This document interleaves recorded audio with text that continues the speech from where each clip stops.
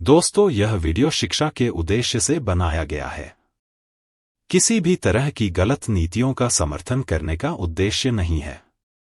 2021 people's Republic of China का विवाह कानून पूर्ण पाठ। पीपुल्स रिपब्लिक ऑफ चाइना का विवाह कानून अध्याय 1 सामान्य प्रावधान। अनुच्छेद 1 यह कानून विवाह और पारिवारिक संबंधों के लिए बुनियादी मानदंड है। अनुच्छेद 2 विवाह की स्वतंत्रता, एक पत्नीत्व और स्त्री पुरुष के बीच समानता की विवाह प्रणाली लागू की जाएगी। महिलाओं, बच्चों और बुजुर्गों के वैध अधिकारों और हितों की रक्षा करें। परिवार नियोजन लागू करें। अनुच्छेद 3 व्यवस्थित विवाह, खरीदे गए विवाह और अन्य कार्य जो विवाह की स्वतंत्रता में हस्तक्षेप करते हैं, निषिद्ध हैं। विवाह के माध्यम से संपत्ति मांगना वर्जित है। द्विविवाह निषिद्ध है। जो लोग शादीशुदा हैं, उन्हें दूसरों के साथ रहने की मनाही है। कोई घरेलू हिंसा नहीं। परिवार के सदस्यों के बीच दुर्व्यवहार और परित्याग निषिद्ध है। अनुच्छेद 4 पति और पत्नी को एक दूसरे के प्रति वफादार होना चाहिए और एक दूसरे का सम्मान करना चाहिए। परिवार के सदस्यों को बुजुर्गों का सम्मान करना चाहिए, युवाओं से प्यार करना चाहिए, एक दूसरे की मदद करनी चाहिए और एक समान, सामंजस्यपूर्ण और सभ्य विवाह और पारिवारिक संबंध बनाए रखना चाहिए। अध्याय 2 विवाह। अनुच्छेद 5 विवाह पुरुषों और महिलाओं दोनों द्वारा स्वेच्छा से किया जाना चाहिए और किसी भी पक्ष को दूसरे पक्ष या किसी तीसरे पक्ष को हस्तक्षेप करने के लिए मजबूर करने की अनुमति नहीं है। अनुच्छेद 6 विवाह की उम्र पुरुषों के लिए 22 वर्ष और महिलाओं के लिए 20 वर्ष से पहले नहीं होगी। देरी से शादी और बच्चे पैदा करना प्रोत्साहित किया जाना चाहिए। अनुच्छेद 7 निम्नलिखित में से किसी भी परिस्थिति में विवाह निषिद्ध है। 1. 3 पीढ़ियों के भीतर प्रत्यक्ष रक्त रिश्तेदार और संपार्श्विक रक्त रिश्तेदार। 2.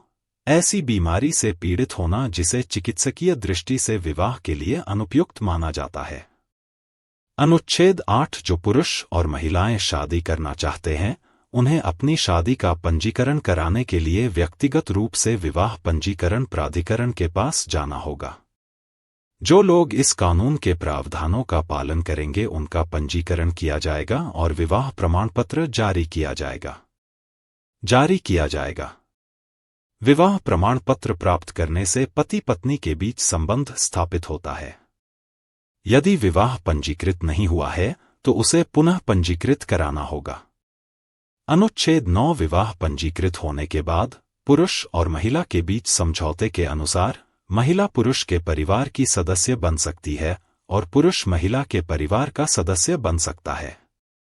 अनुच्छेद 10 यदि निम्नलिखित में से कोई भी परिस्थिति उत्पन्न होती है तो विवाह अमान्य होगा। 1. द्विविवाह। 2. रिश्तेदारी का रिश्ता रखना जो विवाह पर रोक लगाता है। 3.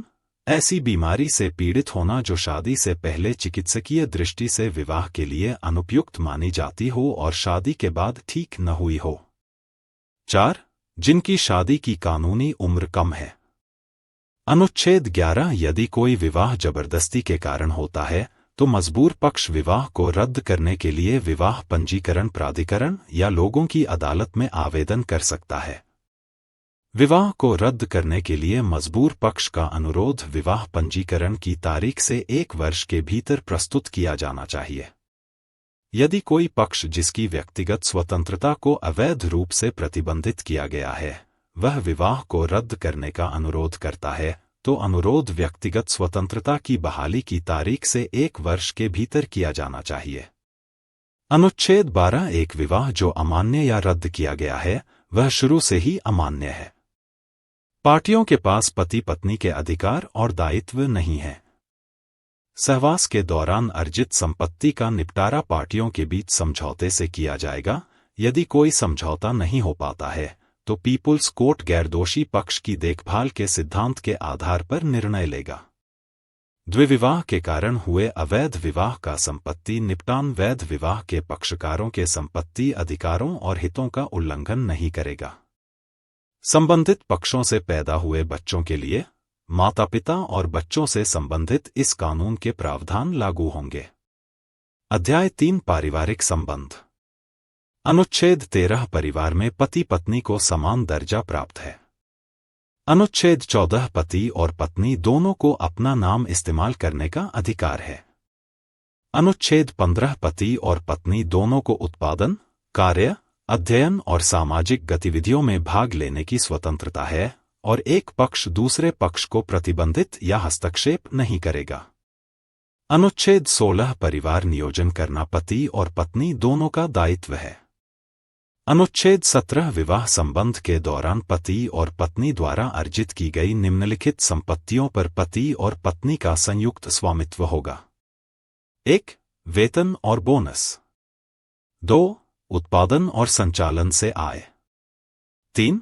बौद्धिक संपदा अधिकार से आय। 4. वंशानुक्रम प्राप्त संपत्ति। 5. अन्य संपत्ति जिसका स्वामित्व संयुक्त रूप से होना चाहिए। संयुक्त स्वामित्व वाली संपत्ति को संभालने के लिए पति और पत्नी को समान अधिकार हैं। अनुच्छेद 18 यदि निम्नलिखित में से कोई भी परिस्थिति उत्पन्न होती है तो यह एक पति या पत्नी की संपत्ति होगी। 1. एक पक्ष की विवाह पूर्व संपत्ति। 2. शारीरिक चोट के कारण एक पक्ष द्वारा प्राप्त चिकित्सा व्यय, विकलांगों के लिए जीवनयापन भत्ता और 3. वसीयत या उपहार अनुबंध में निर्धारित संपत्ति केवल पति या पत्नी की होगी। 4. एक पक्ष के विशेष उपयोग के लिए दैनिक आवश्यकताएं। 5. अन्य संपत्ति जो एक पक्ष की होनी चाहिए। अनुच्छेद 19 पति और पत्नी इस बात पर सहमत हो सकते हैं कि विवाह के दौरान अर्जित संपत्ति और विवाह से पहले की संपत्ति का स्वामित्व अलग अलग या संयुक्त रूप से होगा या आंशिक रूप से एक दूसरे के स्वामित्व में और आंशिक रूप से संयुक्त रूप से स्वामित्व में होगा। समझौता लिखित रूप में किया जाएगा। यदि कोई समझौता नहीं है या समझौता अस्पष्ट है तो इस कानून के अनुच्छेद 17 और 18 के प्रावधान लागू होंगे। विवाह के दौरान अर्जित संपत्ति और विवाह से पहले की संपत्ति के संबंध में पति पत्नी के बीच समझौता दोनों पक्षों के लिए बाध्यकारी होगा। यदि पति और पत्नी इस बात पर सहमत हैं कि विवाह के दौरान अर्जित संपत्ति का स्वामित्व एक दूसरे का होगा तो पति या पत्नी द्वारा वहन किया जाने वाला ऋण होगा भुगतान पति या पत्नी के स्वामित्व वाली संपत्ति से किया जाएगा यदि कोई तीसरा पक्ष बनता है। समझौते से अवगत। अनुच्छेद 20 पति और पत्नी एक दूसरे का समर्थन करते हैं, दायित्व है।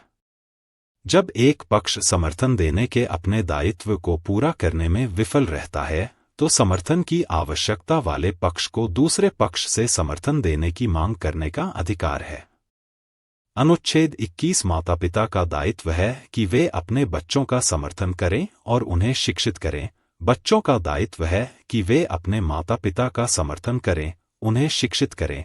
बच्चों का दायित्व है कि वे अपने माता पिता का। जब माता पिता अपने बाल सहायता दायित्वों को पूरा करने में विफल होते हैं तो जो बच्चे नाबालिग हैं या स्वतंत्र रूप से नहीं रह सकते हैं उन्हें अपने माता पिता से बाल सहायता का भुगतान करने की आवश्यकता होती है। जब बच्चे अपने समर्थन दायित्वों को पूरा करने में विफल होते हैं तो जो माता पिता काम करने में असमर्थ होते हैं या जीवनयापन में कठिनाइयों का सामना करते हैं उन्हें अपने बच्चों से गुजारा भत्ता देने की आवश्यकता होती है। शिशु का डूबना, शिशु का परित्याग और शिशुओं के अंगभंग के अन्य कार्य निषिद्ध हैं।